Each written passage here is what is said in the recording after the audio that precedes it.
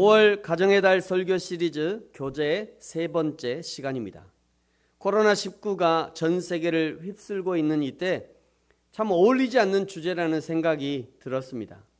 연합과 동거보다는 오히려 사회적 거리두기 이런 주제의 설교의 제목이 오히려 어울리지 않는가 하는 생각이 들 정도였습니다.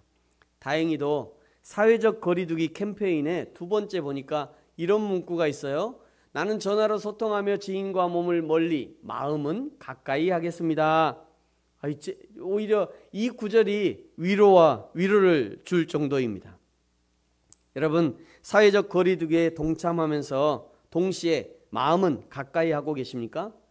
사회적 거리두기 하면서 동시에 마음마저도 멀어져 버리는 그런 일은 발생하지 않도록 특별히 주의하시면 좋을 것 같습니다.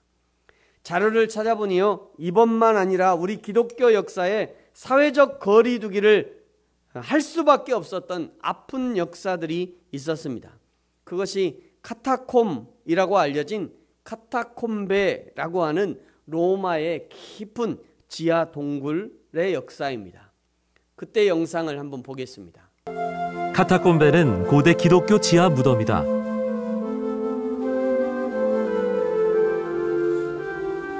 원래 이곳은 평범한 지하 무덤이었다고 하는데 로마에서 기독교가 공인을 받기 전 박해를 당하게 되면서 이를 피하기 위해 수많은 기독교인들이 숨어들었던 곳이라고 한다.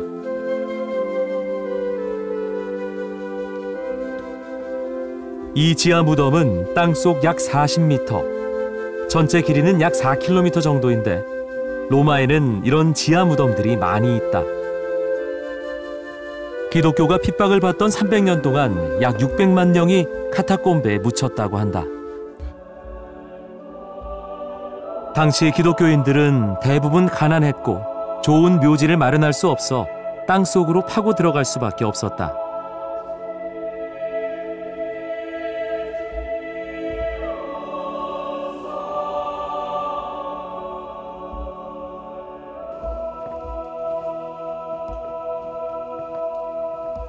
이곳은 가족묘 형태로 큰 아치형은 어른들의 묘, 작은 것은 주로 아이들의 묘다.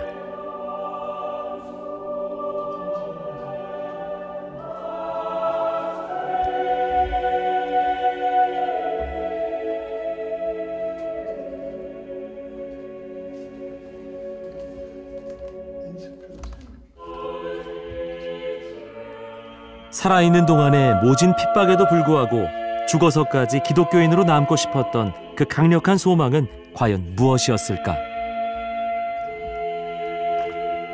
어두운 무덤 안에서 길을 찾기 위해서는 불빛이 필요했다. 그래서 고대 로마인들은 작은 등잔을 사용했는데 지하로 들어갈 때마다 길을 잃지 않기 위해 가는 길에 걸어놓고 다녔다고 한다.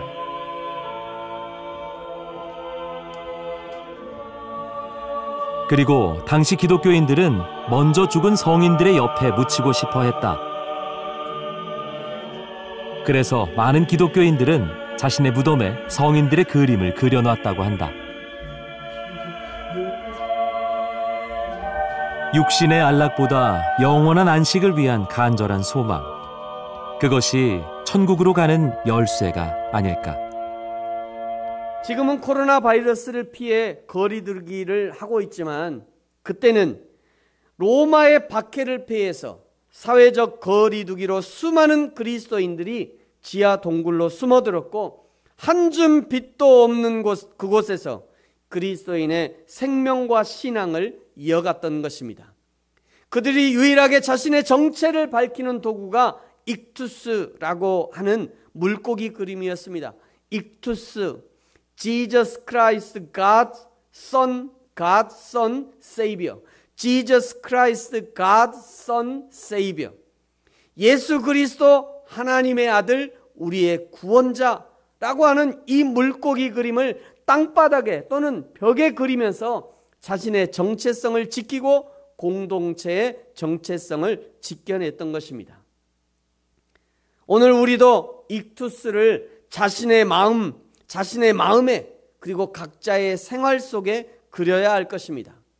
사회적 거리두기가 계속되고 교회에 모이고 교제하는 것이 어려워진 이때에 나 스스로도 내가 그리스도임을 잊지 말아야 하고 다른 사람을 향해서도 그리스도의 사랑과 희생을 잊지 말라는 격려의 마음으로 서로를 향해서 익투스를 그려야 할 것입니다. 비록 지금은 코로나19로 인한 물리적 사회적 거리두기, 또 마음으로 시작된 사회적 거리두기로 인해 함께 모여 찬양하지 못하고 함께 모여 교제하지 못하지만, 그럼에도 불구하고 우리가 여전히 여호와 하나님을 사모하고 있으며 하나님을 향해 뜨겁게 예배하기를 사모하고 있음을 하나님을 향해서, 또 교회를 향해서, 성도를 향해서 표현해야 할 필요가 있는 것입니다. 얼마 후면 알게 될 것이에요. 그때 우리가 사회적 거리를 뛰어넘어 진심으로 가까이 하고 있었는지, 누가 물리적 거리를 뛰어넘어 마음으로 하나 되고 마음으로 연합을 힘썼는지 얼마 지나지 않아 우리는 알게 될 거예요. 그때 하나님의 나라와 교회를 위해 힘쓰고 수고했다고 칭찬받고 상급받는 저와 여러분이 되어지기를 예수님의 이름으로 축복합니다. 지금은 폐암 투병 중이신 김동호 목사님이 유별나게 많이 하는 이야기 중에 청량리 중앙교회에 관한 이야기가 있습니다. 어제 한번 이분이 청량리 중앙교회를 교회 이야기를 얼마나 많이 했나 찾아봤더니요, 아직도 여전히 그 자료들이 많이 있어요. 아직도 여전히 청량리 중앙교회 이야기를 많이 하시는 것 같아요. 김동호 목사님께서 청량리 중앙교회는 어려서 처음으로 전도되어 갔던 교회였고요, 청소년기를 보낸 교회였고, 청년부 회장을 했었고요, 그 교회에서 전도사가 되었고, 그 교회에서 부목사까지 했던 그런 교회였습니다. 그 교회 장로님의 이야기가 참 은혜로운 이야기가 있습니다만 다음에 기회가 되면 해드리도록 하겠습니다. 김동호 목사님이 청량리 중앙교회와 그 어린 시절 친구들의 이야기를 하면서 내 친구 김 박사, 내 친구 박 장로, 내 친구 의사 누구, 내 친구 사장 누구, 내 친구 어떤 권사, 이런 이야기를 많이 하니까 그 글을 보고 있던 어떤 분이 왜 목사님은 박사, 장로, 사장, 권사들만 친구를 하십니까? 이렇게 물었다고 해요. 그래서 그 질문에 대해서 목사님이 이렇게 답을 다셨어요. 박사, 장로, 권사, 사장하고만 친구하는 것이 아니라 어려서 별 볼 일 없어 보였던, 그리고 가로에고 미안? 그 친구들에게 미안한 거죠. 어려서 별 볼 일 없었다고 하니까. 어려서 별 볼 일 없어 보였던 친구들이 다 그렇게 된 것입니다. 하나도 안 빼놓고 말이죠. 제가 좋아하는 말씀 중에 시편 122편 6절의 말씀이 있습니다. 예루살렘을 사랑하는 자는 형통하리로다. 아멘. 우리들이 모두 다 이 말씀의 증인입니다. 그러면서 또 그 아래쪽에 이렇게 글을 남기셨어요. 우리들의 예루살렘 청량리 중앙교회를 너무 사랑했거든요. 어릴 적부터 어릴 적부터 김동호 목사님과 친구들의 예루살렘이었던 이 청량리 중앙교회를 너무 사랑했는데 시간이 지나고 보니까 그렇게도 교회를 사랑했던 친구들에게 하나님이 형통의 복을 주셨다는 얘기를 하고 있던 것입니다. 여러분은 여러분의 예루살렘이 있습니까? 비행기 타고 12시간 가야 하는 그 예루살렘 말고 말이십니다. 여러분이 늘 갈 수 있는 예루살렘, 언제든지 달려갈 수 있는 예루살렘, 화가 나면 마음을 달랠 수 있는 예루살렘, 슬퍼지면 마음껏 울 수 있는 예루살렘, 기쁠 때는 제일 먼저 뛰어가 기쁨을 나눌 수 있는 그런 예루살렘이 있는가 말씀입니다. 우리 부르심 교회뿐만 아니라 저와 여러분이 섬기는 모든 교회가 저와 여러분의 예루살렘이 되어지기를 축복합니다.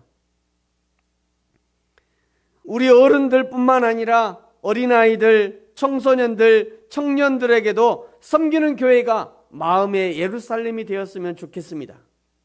하나님은 참으로 신실하신 분입니다. 하나님은 거짓이 없으시고 하나님은 공짜가 없으시고 하나님은 결코 하나님을 위해 흘리는 땀을 헛되이 하지 않으시는 거죠.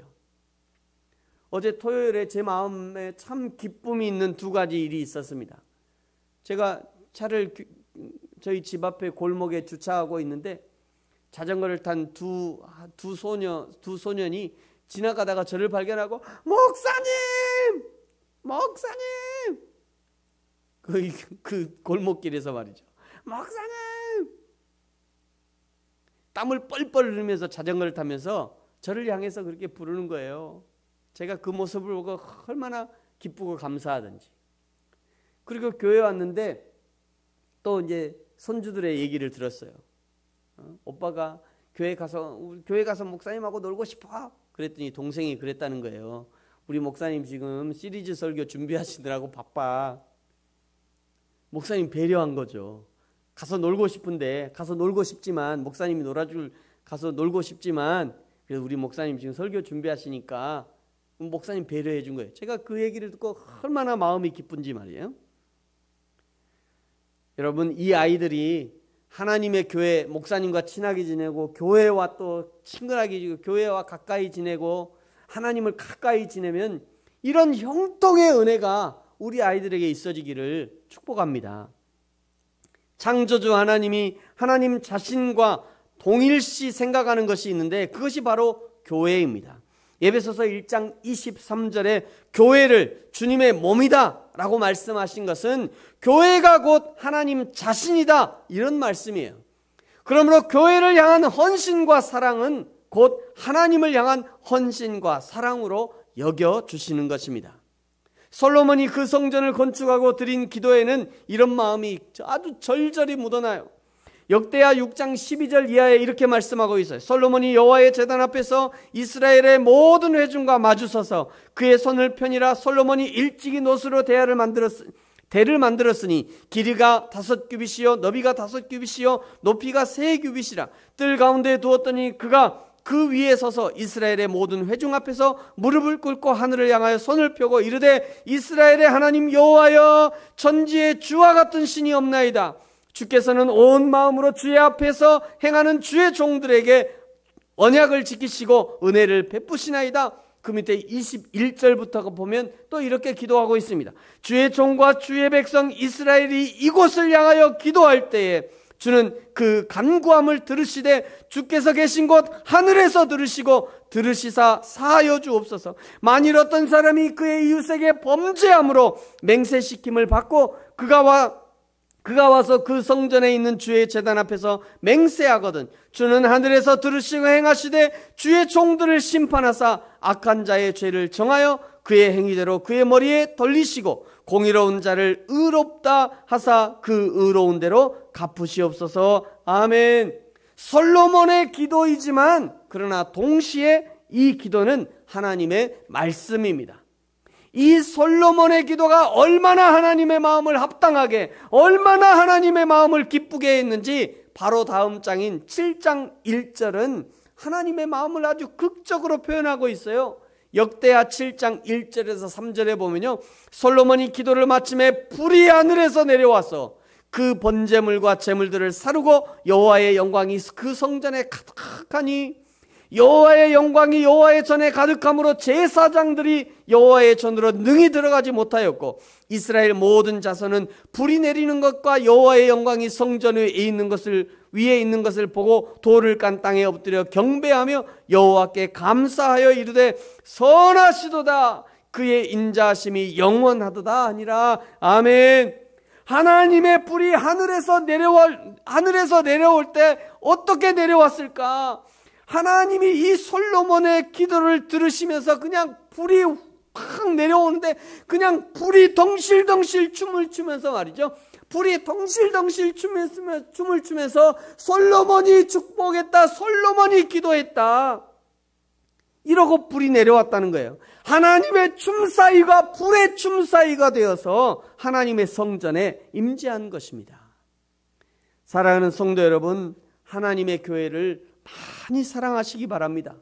이 교회가 하나님의 몸이며 이 교회의 머리 되시는 분이 하나님이심을 기억하고 성전을 사모하여 내 영혼이 쇠약하게 되었다라고 고백하는 시편 기자의 고백이 저와 여러분의 고백이 되어지기를 축복합니다. 특별히 오늘 시편 133편은 연합하여 동거함의 아름다움을 이렇게 말씀하고 있어요. 우리 1절을 같이 읽겠습니다. 시작. 보라, 형제가 연합하여 동거함이 어찌 그리 선하고 아름다운고. 아멘. 오늘 이 시편은 특별히 다윗의 시라고 표제가 붙어 있습니다. 다윗이 그의 인생에서 연합하고 동거함을 이야기할 때 가장 기억에 남는, 그래서 시편을 기록할 정도의 연합과 동거의 기억은 무엇이었을까? 물론 다윗이 왕이 된 이후에 다윗의 좌우에 날고기는 사람들이 많이 있었습니다. 다윗을 이스라엘 최고의 왕이 되도록 한 데는 그를 보좌하는 많은 보좌진들이 있었을 것입니다. 그러나 다윗이 기억하는 최고의 연합과 동거는 사무엘상 22장에 등장하는 연합과 동거입니다. 사무엘상 22장 1절 2절 이렇게 말씀해요. 그러므로 다윗이 그곳을 떠나 아둘람 굴로 도망하며 그의 형제와 아버지의 온 집이 듣고 그리로 내려가서 그에게 이르렀고 환난당한 모든 자와 빚진 모든 자와 마음이 원통한 자가 다 그에게로 모였고 그는 그들의 우두머리가 되었는데 그와 함께 한 자가 400명 가량이었더라. 아멘. 이 사람들의 동거는 다윗의 인생에 가장 소중하고 가장 기억에 남는 동거였을 것입니다. 이 사람들이 어떤 사람들이었습니까? 환난당한 자, 빚진 자, 마음이 원통한 자들이 바로 그들이었습니다.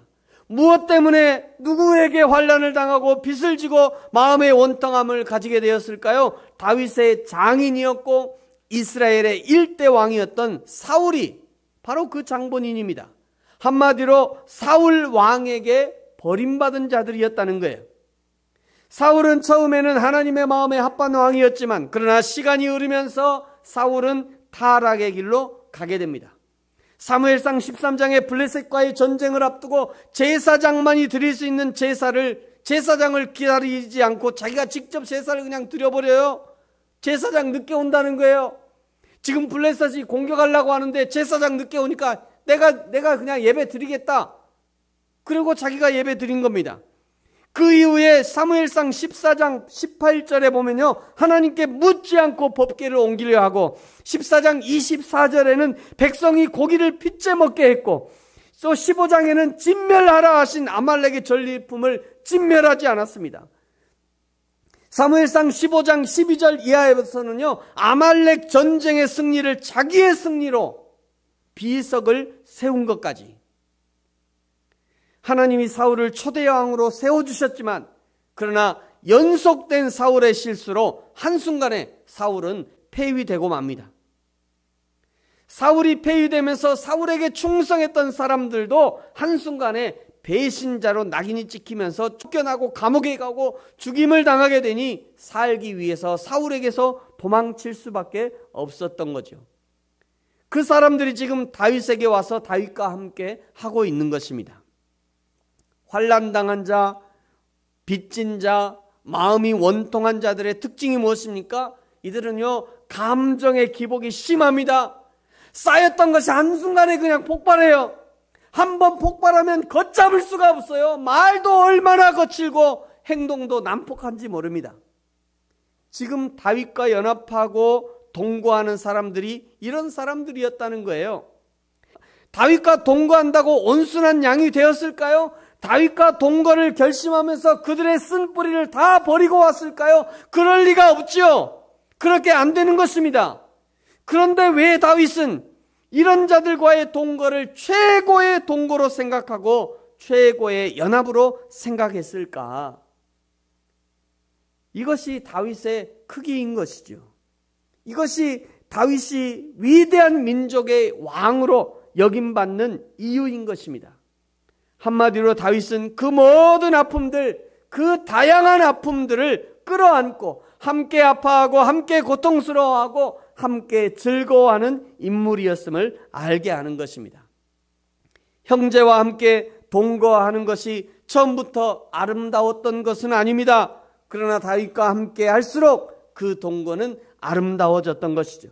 처음부터 모든 상처가 치유되고 아물었던 것이 아닙니다. 다윗과 함께할 때 점점 치유되어져 갔고 점점 아물어져 갔던 것입니다. 처음부터 마음이 딱딱 맞았던 것이 아니에요.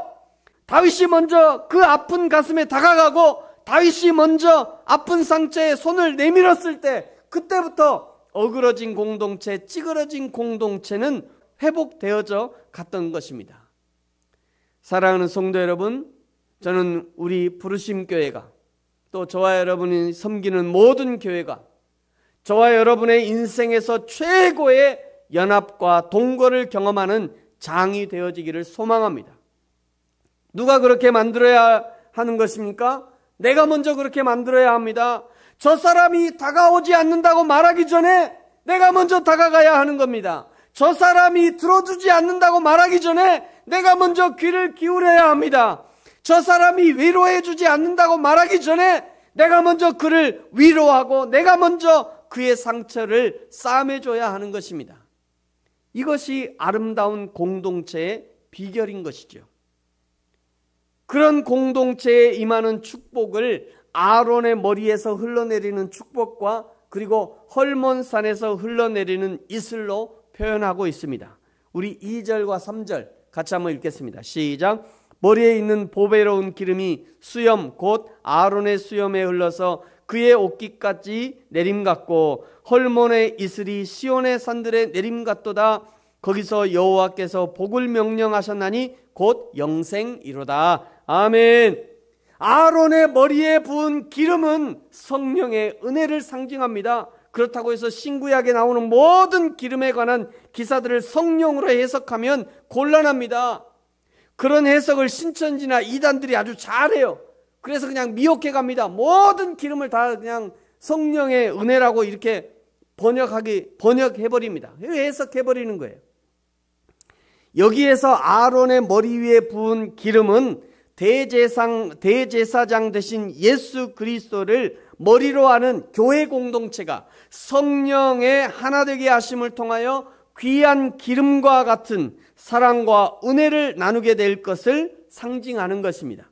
수염에 흘러서 그 옷깃까지 내림 같다라고 하는 것은 머리에 부은 기름이 전신을 적신다는 것이죠. 영적 공동체 전원이 동일한 축복에 참여하는 사실을 강조하고 있는 것입니다. 높고 거룩하게 보이는 헐몬산의 이슬이 시온의 작은 동산에 내린다는 것은 하나님의 은혜가 신분과 나이와 성별의 차이가 없이 하나님의 은혜가 골고루 임하는 것을 표현하는 것입니다. 사랑하는 성도 여러분, 우리 부르심교회 공동체 가운데 이런 성령의 은혜가 풍성하게 임하기를 소망합니다. 교회가 부흥하고 성장한다는 것은 성도 개인의 부흥과 성장과 연결되어져야 합니다. 교회는 큰 건물 짓고 목사님은 유명해지는데 그 교회의 구성원들은 건축비, 원금의 이자까지 감당하느라고 그냥 죽을 똥을 싸면 그게 무슨 아름다운 교회입니까? 그게 무슨 아름다운 교회예요. 교회가 성장하면서 성도 개인의 역량이 함께 성장할 수 있다면 그것이 가장 바람직한 모습일 것입니다. 예를 들어 작은 교회였을 때는 목사님 혼자 그냥 다 기획하고 준비하고 교회에서 성장하면서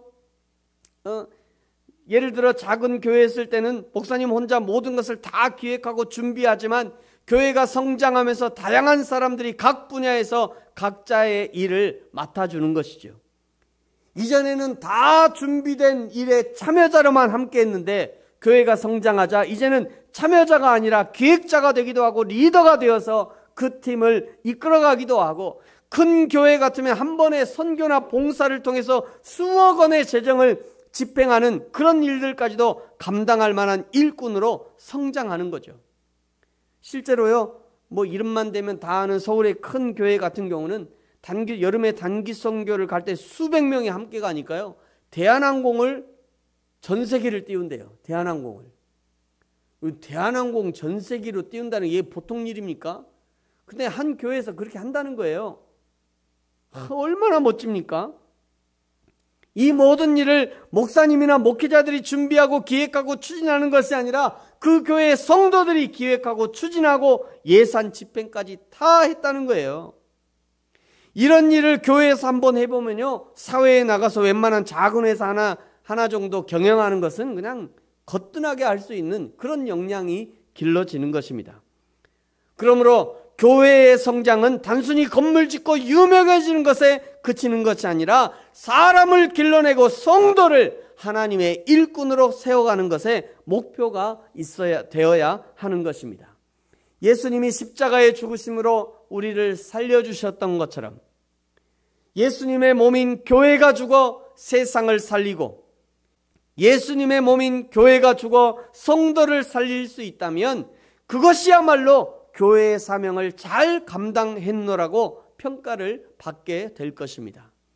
사랑하는 성도 여러분, 저와 여러분이 우리를 그리스도의 이름으로 연합하게 하시고 교회의 이름으로 동거하게 하신 하나님의 뜻은 결국 아론의 머리에 부은 기름이 온몸에 흘러내림같이 헐몬의 이슬이 시온의 산에 내림같이 우리에게 부어주신 하나님의 은혜, 하나님의 영적인 복, 육적인 복이 우리 모든 공동체에 흘러가서 모든 사람이 하나님의 은혜를 맛보고 경험하게 하기 위한 하나님의 목적이 있는 것입니다. 하나님이 저와 여러분을 왜 연합하게 하셨고 왜 동거하게 하셨습니까? 영적인 복, 육적인 복이 흘러갈 수 있도록 하기 위해서 연합하고 동거하게 하신 것입니다. 코로나19로 인하여 사회적 거리두기가 화두인 이때에 마음으로 더욱 가까워지고 그리스도의 영으로 더욱 가까워지는, 그리하여 하나님의 교회와 연합하고 동거하고 하나님의 성도들과 연합하고 동거하고 그리하여 하나님으로부터 흘러오는 영적 복, 육적 복이 저와 여러분을 통해 우리의 가족에게 그리고 이웃에게 세계와 열방 가운데 흘러가게 되기를 예수님의 이름으로 축복합니다. 아멘.